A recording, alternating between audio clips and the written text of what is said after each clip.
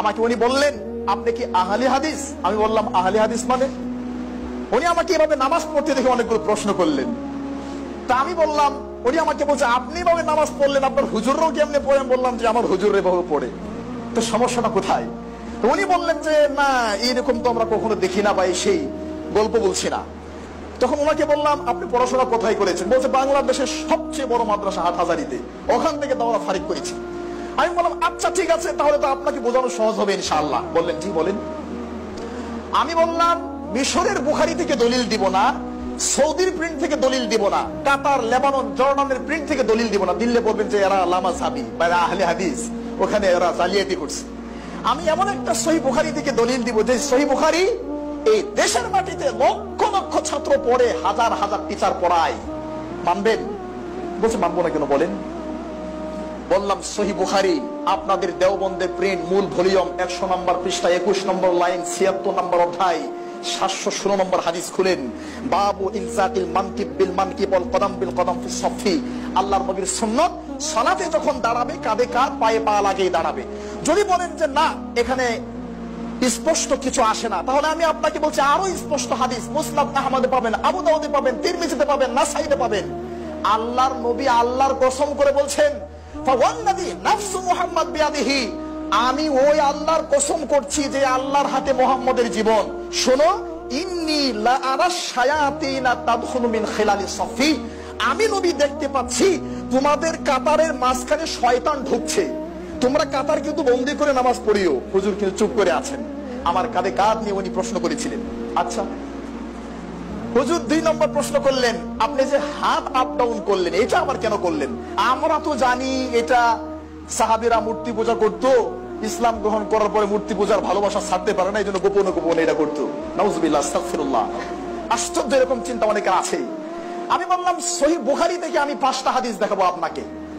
সহিহ বুখারী ভারতের প্রিন্ট, দেওবন্দের প্রিন্ট, মূল ভলিউম 102 নম্বর পৃষ্ঠা, 1 নম্বর লাইন, 83 নম্বর অধ্যায়, 726 থেকে 30, 5টা হাদিস। সহিহ বুখারীতে 5টা হাদিস আসছে। এরপরে গুরুত্বপূর্ণ আরেকটা তথ্য আপনাকে দেই, যারা আলেম তারা অথবা সাধারণ মানুষ দেখবেন। দেওবন্দের প্রিন্টটা খুলবেন, খোলার পরে 102 নম্বর পৃষ্ঠা খুলবেন, খুলে হাতের ডান সাইডে টিকা দেখবেন, টিকা। এই 5টা হাদিসকে উঠায় দিতে পারে নাই, হাত দিতে পারে নাই।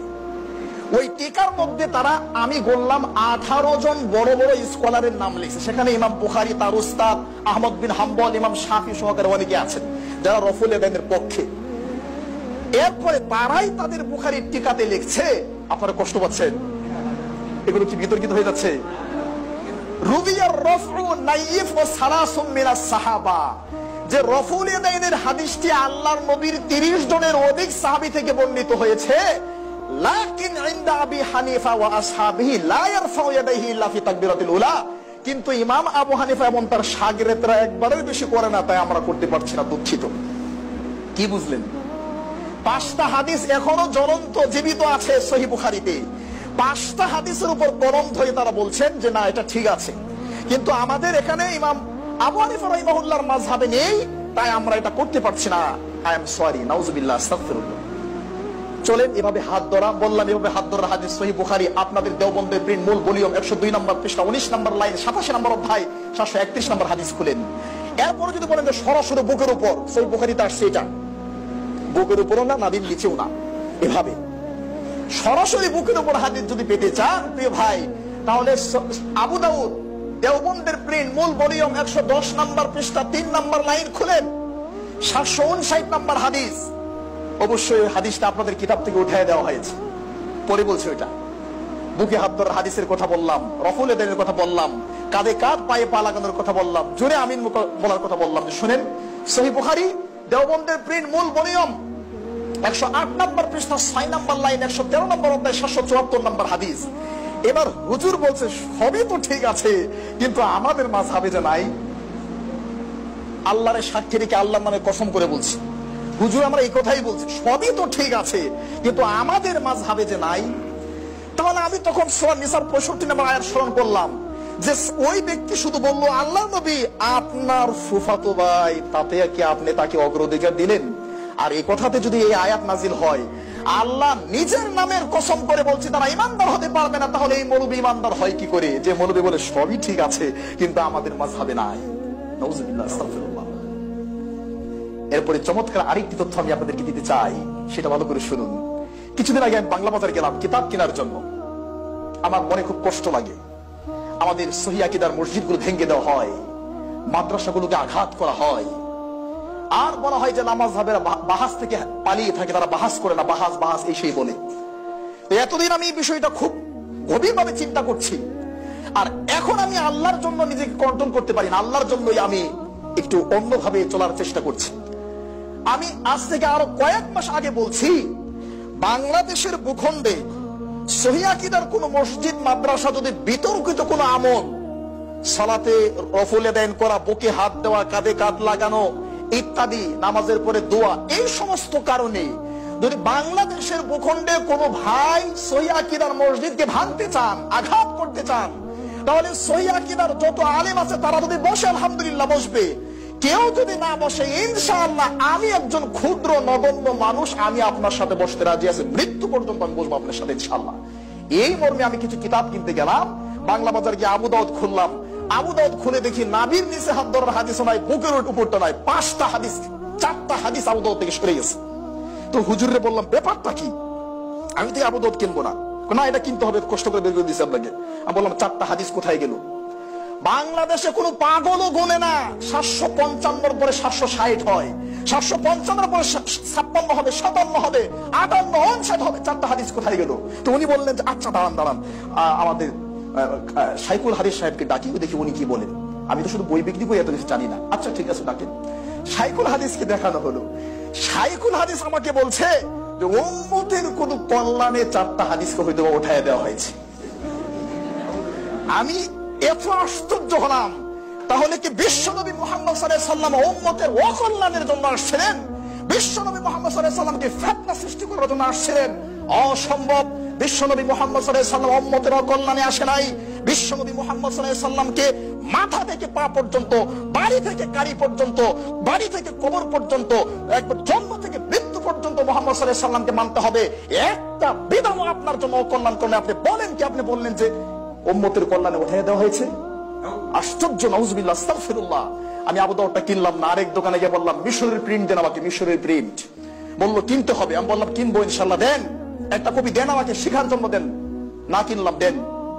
উনি আমাকে একটা কপি বের করে দিলেন। আলহামদুলিল্লাহ, মিশরের প্রিন্টে 756 নম্বর হাদিস, নাবির নিচে হাত ধরা হাদিস, আবু দাউদ নিজে এনে নিজেই লিখে দিয়েছেন যে হাদা হাদিসুন দাঈফ, হাদিসটা দুর্বল। আর 759 নম্বর হাদিস, বুকের উপর হাত ধরে আল্লাহ নবী নামাজ পড়েছেন, এই হাদিসটা এনে তিনি নিচে রেখেছেন হাদা হাদিসুন সহিহুন, হাদিসটা সহিহ। তো যেহেতু লেখক নিজেই এই কাজ করেছে, এই তথ্য যেন জাতির কাছে প্রকাশ পেয়ে যায় না জানি কখন, এজন্য 4টা হাদিসকে উঠায় দেওয়া হয়েছে বলা হচ্ছে উম্মতের কল্যাণে। মানে 1000 বছরের ঐতিহ্য নষ্ট হয়ে যাবে। তাদের কাছে ঐতিহ্যটাই বড় মনে হলো, আল্লাহর নবী মুহাম্মদ সাল্লাল্লাহু আলাইহি ওয়াসাল্লামের সুন্নাহকে বড় মনে হলো না। আশ্চর্য, আমি হতভম্ব হই। ইমাম আবু হানিফা রাহিমাহুল্লাহর একটা বক্তব্য 1000 কোটি টাকা দিয়ে কিনে নিতে পারবেন না। ইবনে আবিদিন হাসিয়া 1 নম্বর খণ্ড 63 নম্বর পৃষ্ঠা খুলেন, আল ফুল্লান ফিল ইকাস 50 নম্বর পৃষ্ঠা খুলেন, বাহারুর রায় 6 নম্বর খণ্ড 293 নম্বর পৃষ্ঠা খুলেন, আত-তাকলিদ হুকমু ফি যিল কিতাব ওয়াস সুন্নাহ 20 নম্বর পৃষ্ঠা খুলেন, তারিখে বাগদাদ 15 নম্বর খণ্ড 544 নম্বর পৃষ্ঠা খুলেন, আল মাজমু আন-নববী 1 নম্বর খণ্ড 63 নম্বর পৃষ্ঠা খুলেন, ইবনে আব্দুল বার ফিল জামে ইবনে আবি হাতিম 93 নম্বর পৃষ্ঠা খুলেন, ইবনে আব্দুল বার ফিল জামে 2 নম্বর খণ্ড 32 নম্বর পৃষ্ঠা খুলেন, আল মানাতিক 182 নম্বর পৃষ্ঠা খুলেন।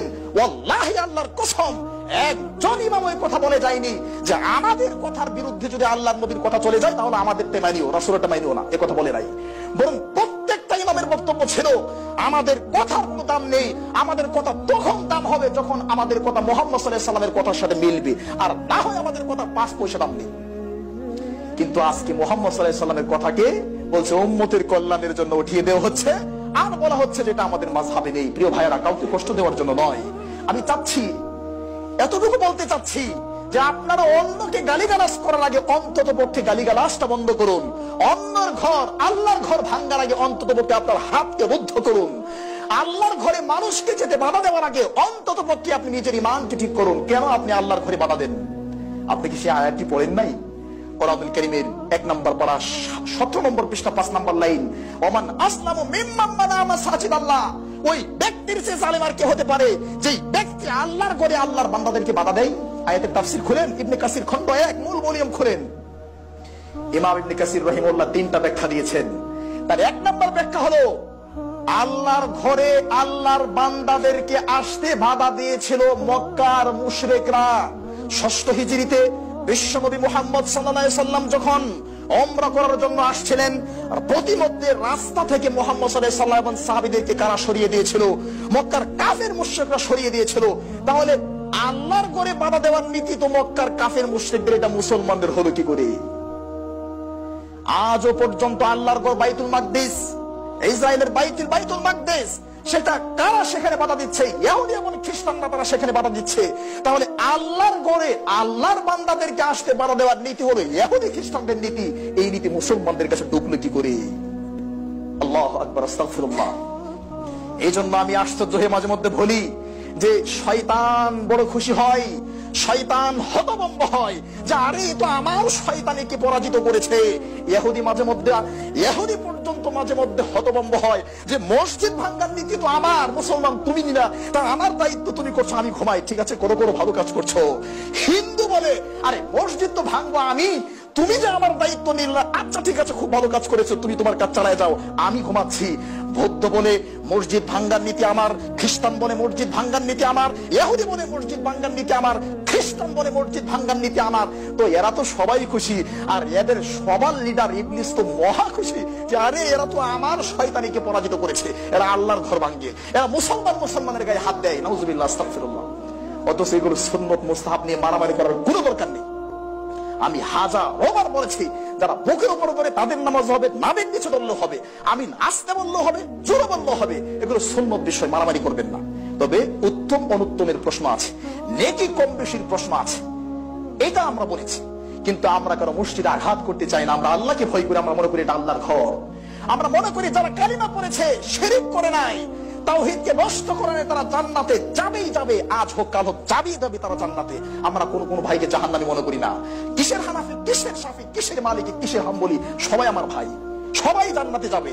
একটাই ঠিক থাকতে হবে, কালিমা যদি ঠিক থাকে, তাওহীদ যদি ঠিক থাকে, শিরক যদি না করে জান্নাতে যাবে ইনশাআল্লাহ।